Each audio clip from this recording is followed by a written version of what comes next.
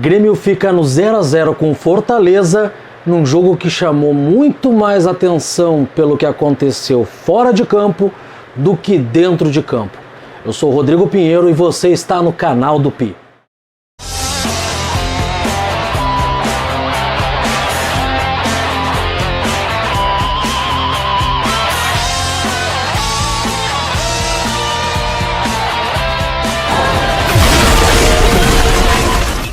Fala meu povo, tudo bem? Eu sou o Rodrigo Pinheiro, você está no canal do Pi, me siga também no Instagram, @Rodrigo Pineiro, certo? Já te peço agora para tu não esquecer, dá o teu like, compartilha, ativa o sininho de notificações, por favor, ajuda a fortalecer essa resenha e me dá o teu feedback. Tá gostando, não tá gostando? Pô, Rodrigo, muda isso, troca aquilo. É muito importante que tu me dê esse feedback para eu me melhorando, atualizando e passar um conteúdo cada vez melhor para vocês, ok?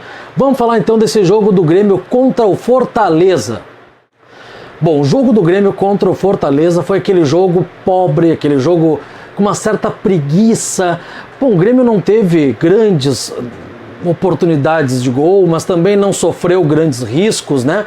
Então foi um jogo assim, ó, tecnicamente bastante abaixo. O Grêmio não fez um bom jogo, longe disso. O Grêmio bastante descaracterizado, com um time misto, mais para reserva do que para... Bom... Enfim, o jogo é o que menos interessa, porque o que chamou atenção foi a atuação da arbitragem e também as declarações nas entrevistas pós-jogo. Vamos começar pela arbitragem.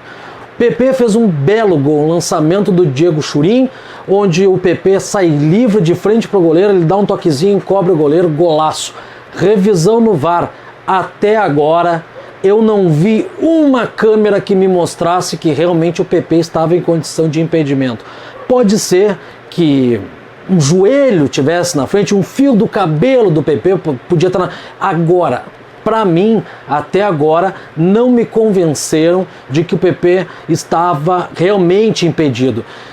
Num vídeo anterior, contra o Bahia, eu fiz esse questionamento e falei a seguinte frase: se fosse contra o Grêmio, eu estaria aqui fulo da vida, cuspindo marimbondos. E uma semana depois, aliás, 3, 4 dias depois, aconteceu com o Grêmio. A mesma situação do centroavante lá do Bahia aconteceu com o Grêmio. Foi a mesma situação, onde o VAR não conseguiu convencer a ninguém de que realmente houve uma irregularidade, mas aí cabe a mim não ser hipócrita e falar a mesma coisa que eu falei naquele vídeo. Poxa, o VAR tem a tecnologia, eles têm como aferir isso não é uma questão de interpretação, é uma questão de régua, é questão de milímetros, é questão... Cara, eles têm a tecnologia, eles têm o computador, se eles disseram que está realmente em impedimento, bom, não cabe a mim questionar, espero que eles tenham feito um bom trabalho. Agora, que para mim, nas imagens que eu vi até agora, eu não consegui encontrar em momento algum impedimento do PP, aí eu não consegui mesmo. Bom, passado isso, cara, aí teve várias lambanças da arbitragem, nos acréscimos, o árbitro tinha dado 4 minutos, aí depois de toda essa confusão, o VAR deu mais 3 minutos, só que só nessa paralisação aí ficou 5 parado. Bom, mas isso não ganha jogo, é a mesma coisa que nem o São Paulo reclamou da cera do Grêmio, que o juiz deu pouco acréscimo e tal. Cara, não é isso que fez o Grêmio. O Grêmio não fez por merecer, essa que é a verdade. Se qualquer outro resultado que não fosse o empate, seria injusto para qualquer um dos lados. O Grêmio não fez por merecer, assim como o Fortaleza também não fez por merecer. E o Grêmio, mesmo com um time misto, reserva, mirim, seja lá o que for, tinha obrigação de vencer esse time do Fortaleza, esse fraco time do Fortaleza. Ainda mais um Grêmio que se diz candidato ao título brasileiro. Sim, na coletiva, Renato Portaluppi disse que sim, o Grêmio é candidato, está brigando ainda pelo Campeonato Brasileiro. Senhores, um time que briga pelo Campeonato Brasileiro não pode se dar o luxo de empatar e de fazer um jogo displicente, preguiçoso da forma como o Grêmio fez hoje lá no Castelão. Não pode. O Grêmio está fora dessa disputa pelo título. O Grêmio está fora, o Grêmio é o time que mais empatou no campeonato. O Grêmio tem mais empates do que vitórias no Campeonato Brasileiro. Um time que diz que não desfoca do campeonato, que quer sim a conquista do Campeonato Brasileiro, que não desdenha, que não prioriza outras competições em detrimento ao Campeonato Brasileiro, não pode se dar o luxo de ter tantos empates. Pelo menos tem que arriscar um pouco mais. O Grêmio Senhores, o Grêmio tem 13 empates. Desses 13 empates, se em 3 jogos o Grêmio tivesse se empenhado um pouco mais, arriscado um pouco mais, ou em vez de ter posto um time totalmente reserva, tivesse posto um titular, ou alguns titulares a mais, 3 jogos, 3 seriam 3, 6, 9 pontos. 9 pontos. O Grêmio estaria hoje brigando com o São Paulo pela liderança do Campeonato Brasileiro. Isso é muito grave, o Grêmio sim desdenha. Aí na entrevista coletiva, Renato Portaluppi chega e diz para os repórteres: vocês não sabem o que acontece, eu é que sei, ninguém melhor do que o treinador sabe o que acontece no vestiário. Não, Renato, nós não sabemos e nós não temos como saber, porque tu mesmo declarou na entrevista coletiva que os médicos do Grêmio estão proibidos de dar informação. Se os médicos estão proibidos porque Vossa Excelência Renato Portaluppi os proibiu, como que a imprensa, os torcedores, todos nós vamos ficar sabendo das coisas que acontecem no Grêmio? A gente só tem como ficar sabendo perguntando.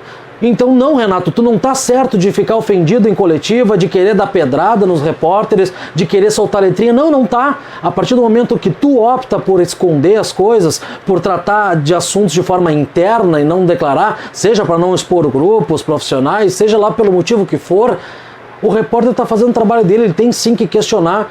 A partir do momento que tu diz que não está poupando os jogadores, que todos os jogadores que ficaram fora da partida de hoje têm um porquê, diz qual é o porquê, Renato. Até para tu ser respaldado, até para a direção ser respaldada. Pelo amor de Deus, Diogo Barbosa... Por que o Diogo Barbosa não jogou? Por quê? Ele era titular, ele estava no banco. Por que ele não jogou?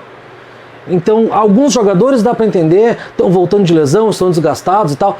Diogo Barbosa, por exemplo, por que ele não jogou, já que tu diz que não poupa jogadores, já que tu diz que todos que não jogaram tinham algum motivo? Qual o motivo do Diogo Barbosa ter jogado? Não sei.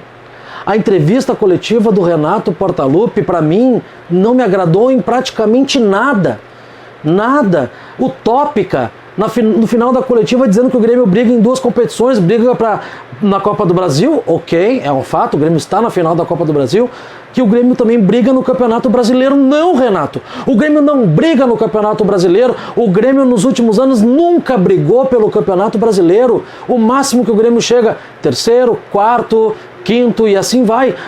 5º lugar, o Grêmio está agora na tabela do campeonato, não pode ser ultrapassado, ok? Vai ficar essa rodada em 5º lugar.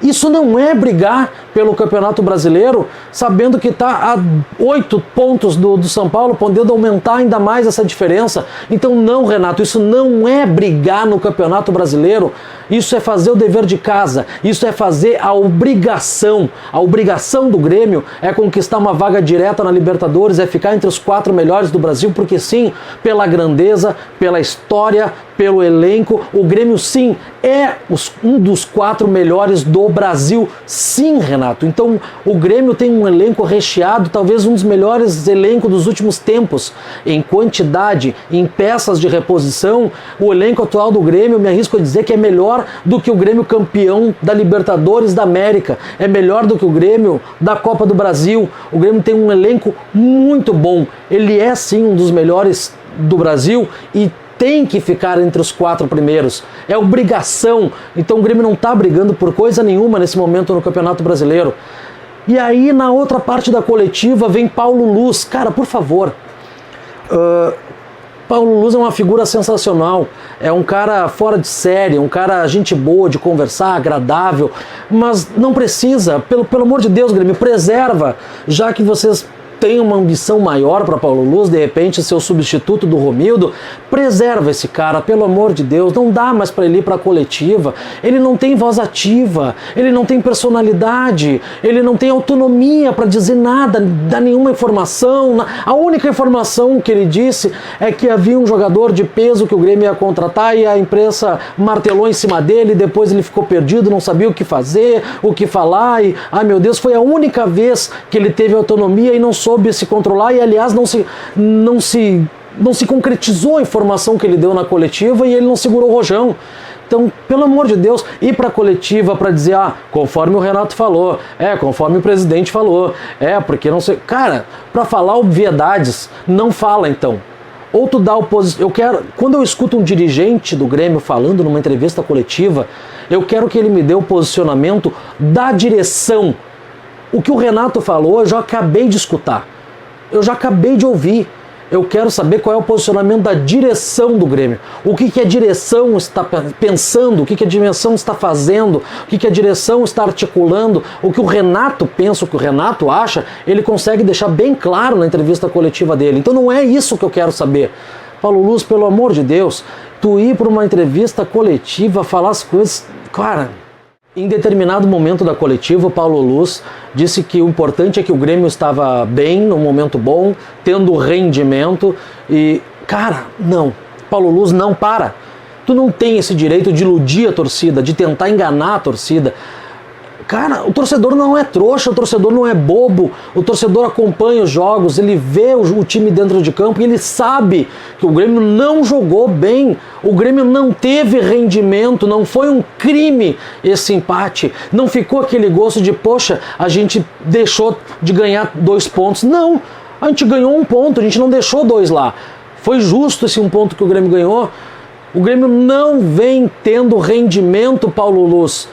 Isso é uma ilusão, tu tá querendo enganar o torcedor. Aliás, o torcedor que é sócio, que compra a camiseta, que comparece, que apoia o clube, esse torcedor tem direito sim de saber o que está acontecendo, quais são os movimentos que o Grêmio está fazendo, quem está lesionado, quem não está, por que está preservando, se está priorizando, tem sim o direito de saber. O Grêmio não pertence ao Paulo Luz, ao Romildo, ao Renato, a ninguém. O Grêmio pertence à torcida do Grêmio. E o torcedor, sim, ele enxerga o jogo, ele vê o jogo e ele não vai se deixar enganar por discursos baratos. O torcedor já está de saco cheio disso. Chega, acabou. Mais coerência no discurso. Mais proatividade, mais comunicação. Sejam claros na manifestação. Eu não quero um dirigente concordino na entrevista, eu quero um dirigente que fale o pensamento da direção, o pensamento dele próprio e da direção, uma palavra oficial, e não um cara que vá para a coletiva para dizer amém para tudo que o Renato fala e faz. Não é isso que eu quero, não é esse perfil que eu quero. Então, Grêmio, pelo amor de Deus, se vocês pretendem ter algum futuro com esse cidadão, que, repito, é da melhor qualidade, de fino trato, tive a oportunidade já de estar com ele, de conversar com ele, é um cara da melhor qualidade, nada a ver com a pessoa dele, mas preserva ele, pelo amor de Deus, porque a torcida já está por aqui com essas entrevistas sem graça, sem sal, sem nada que faz o Paulo Luz. Então esse foi o Grêmio de hoje, um jogo que chamou muito mais atenção pelo que aconteceu fora de campo do que dentro de campo. E volto a repetir, não consegui ver ainda o impedimento do PP, mas ok, não vou discutir com a tecnologia. Eles têm a tecnologia e espero que tenham usado da melhor forma possível. E também pelas entrevistas coletivas horrorosas do Renato e do Paulo Luz, beleza? Deixa teu like, te inscreve no canal, comenta aí. Muito obrigado pela resenha, gurizada. É nóis, tamo junto.